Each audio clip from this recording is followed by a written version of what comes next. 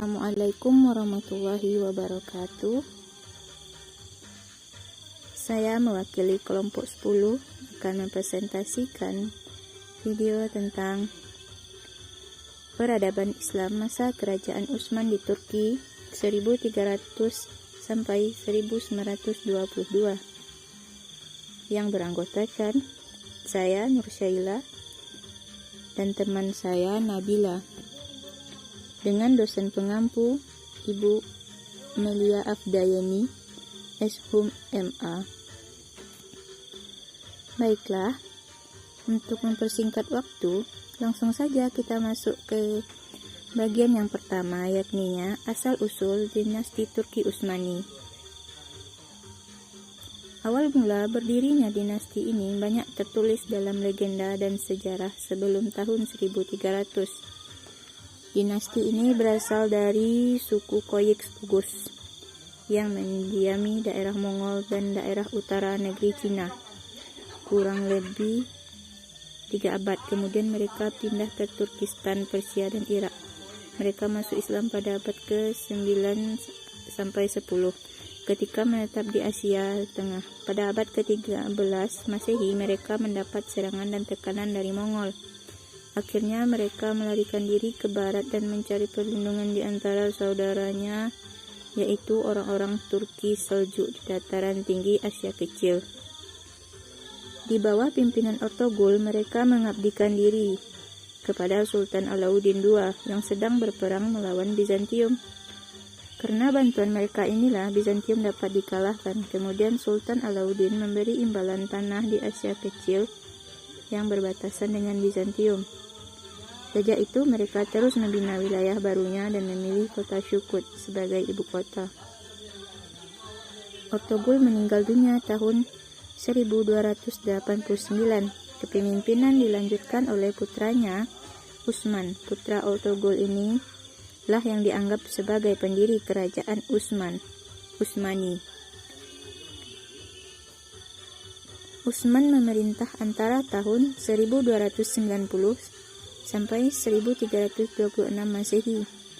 Pada tahun 1300 Masehi, bangsa Mongol kembali menyerang kerajaan Seljuk, dan dalam pertempuran tersebut Sultan Alauddin terbunuh.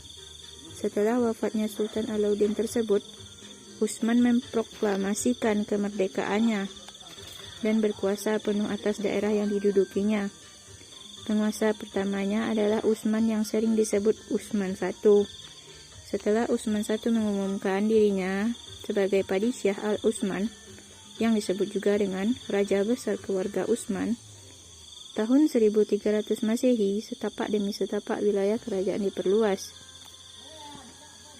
Dipilihnya negeri Ishkiyas menjadi pusat kerajaan. Utsman mengirim surat kepada raja-raja kecil guna memberitahu bahwa sekarang dia raja yang besar, dan dia menawar agar raja-raja kecil itu memilih salah satu di antara 3 perkara, yakni Islam, membayar jazyah, dan perang. Setelah menerima surat itu, separuh ada yang masuk Islam, ada juga yang mau membayar jizyah. Mereka yang tidak mau menerima tawaran Utsman merasa terganggu sehingga mereka meminta bantuan kepada bangsa Tatar. Kan tetapi Utsman tidak merasa takut menghadapinya. Utsman menyiapkan tentaranya dalam menghadapi bangsa Tatar sehingga mereka dapat ditaklukkan. Utsman mempertahankan kekuasaan nenek moyang dengan setia dan gagah perkasa sehingga kekuasaan tetap tegak dan kokoh, sehingga kemudian dilanjutkan dengan putra dan saudara-saudaranya yang gagah berani meneruskan perjuangan sang ayah demi kokohnya kekuasaan nenek moyangnya. Bismillahirrahmanirrahim. Baiklah, saya akan melanjutkan penjelasan dari Kak Nursyaila, itu kemajuan Turki Utsmani. A. Bidang kemiliteran. Erkan berhasil mereformasi dan membentuk 3 pasukan utama tentara. Pertama, tentara Sipahi, yaitu tentara reguler yang mendapatkan gaji tiap bulannya. Kedua, tentara Hazeb, yaitu tentara irreguler yang digaji pada saat mendapatkan harta rampasan perang. Yang ketiga, tentara Jenisari atau Inkisyaria tentara yang direkrut pada saat berumur 12 tahun. Kebanyakan adalah anak-anak Kristen yang dibimbing Islam dengan disiplin yang kuat. Pasukan inilah yang dapat mengubah negara Turki Utsmani menjadi Mesir perang yang paling kuat dan memberikan dorongan yang amat besar dalam penaklukan negeri-negeri non-muslim. B. Bidang pemerintah. Gubernur mengeplai daerah tingkat 1, di bawahnya terdapat beberapa orang al-Zanazik atau alwiyah. Contohnya ketika Turki Utsmani dipimpin oleh Murad II, beliau adalah seorang penguasa yang soleh dan dicintai rakyatnya. Ia juga seorang yang sabar, cerdas, berjiwa besar, dan ahli ketatanegaraan. Bahkan Murad II banyak mendapat pujian dari sejarawan barat. Selain itu, di masa pemerintah Sultan Sulaiman I, untuk mengatur urusan pemerintah negara, disusun sebuah kitab undang-undang yang diberi nama Multaqah al-Abhur yang menjadi pegangan hukum bagi kerajaan Turki Utsmani. C. Bidang ilmu pengetahuan. Turki Utsmani merupakan bangsa yang berdarah militeral, sehingga lebih banyak memfokuskan kegiatan mereka dalam bidang kemiliteran.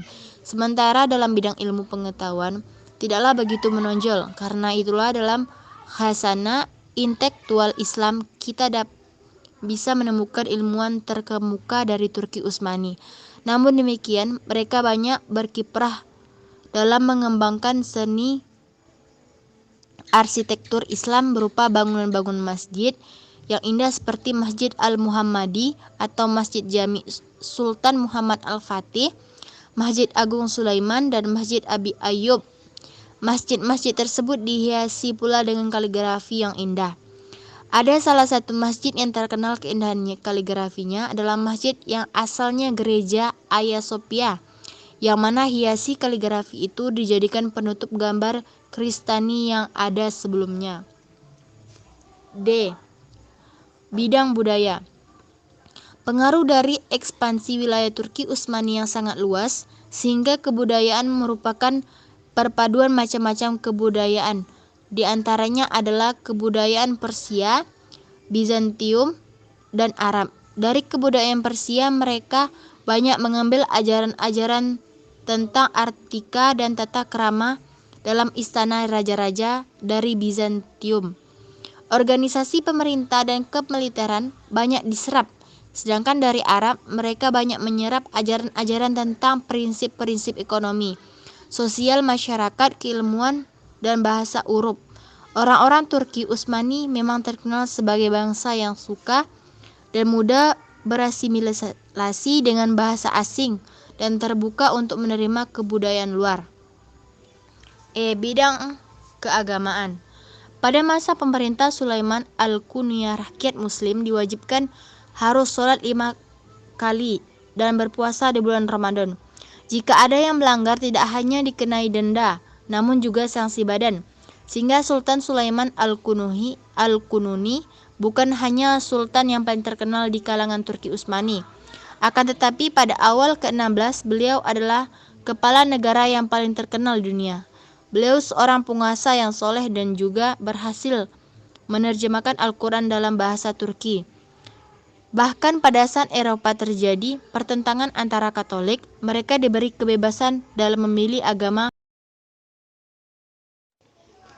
Kemunduran kerajaan Turki Utsmani. A. Wilayah kekuasaan yang sangat luas. Perluasan wilayah yang begitu cepat yang terjadi pada kerajaan Utsmani menyebabkan pemerintah merasa kesulitan dalam melakukan administrasi pemerintah, terutama pasca pemerintah Sultan Sulaiman, sehingga administrasi pemerintahan kerajaan Utsmani tidak beres.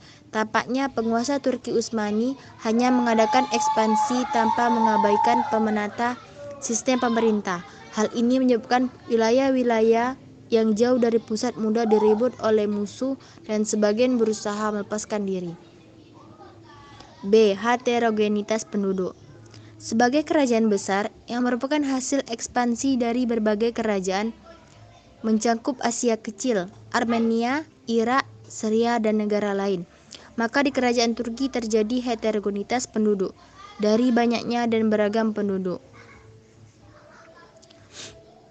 Akan tetapi, kerajaan Utsmani pasca Sulaiman tidak memiliki administrasi yang bagus, dibawa lagi dengan pemerintahan yang berkuasa dan lemah dan mempunyai perangai yang jelek. C. Kelemahan para penguasa. Setelah Sultan Sulaiman wafat, maka terjadilah penggantian penguasa. Penguasa-penguasa tersebut memiliki kepribadian dan kepemimpinan yang lemah. Akibatnya yang pemerintah menjadi kacau dan susah teratasi. D. Budaya pungli. Budaya ini telah merajalela yang mengakibatkan dekanisme moral terutama di kalangan penjabat yang sedang memperebutkan kekuasaan atau jabatan. E. Pemberontakan tentara Jenisari. Pemberontakan Jenisari terjadi sebanyak 4 kali, yaitu pada tahun 1525 Masehi, 1632 Masehi, 1727 Masehi, dan 1826 Masehi.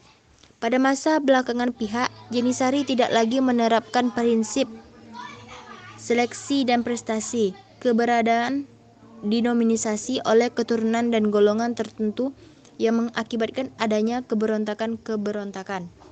F. Merosotnya ekonomi. Akibat peperangan yang terjadi secara terus-menerus, maka biaya pun semakin membengkak. Sementara belanja negara pun sangat besar, sehingga perekonomian kerajaan Turki pun merosot.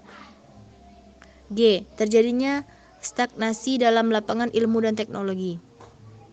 Ilmu dan teknologi selalu berjalan beriringan sehingga keduanya sangat dibutuhkan dalam kehidupan. Kerajaan Utsmani kurang berhasil dalam mengembangkan ilmu dan teknologi ini karena hanya mengutamakan pengembangan militernya. Kemajuan militer yang tidak ditimbangi dengan kemajuan ilmu dan teknologi menyebabkan kerajaan Utsmani tidak sanggup menghadapi persenjataan musuh dari Eropa yang lebih maju.